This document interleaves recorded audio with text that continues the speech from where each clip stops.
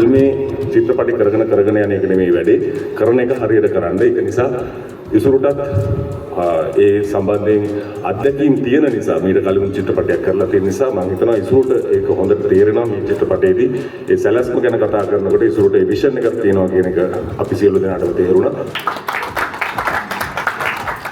මම මේ කොල්ලෙක් ගැන කතා කරොත් ඇත්තටම කොල්ලෙක් කියලා කියන්නේ ඩ්‍රාමා රොමෑන්ස් ශාන්රගේ කමර්ෂල් කොල්ලෙක්.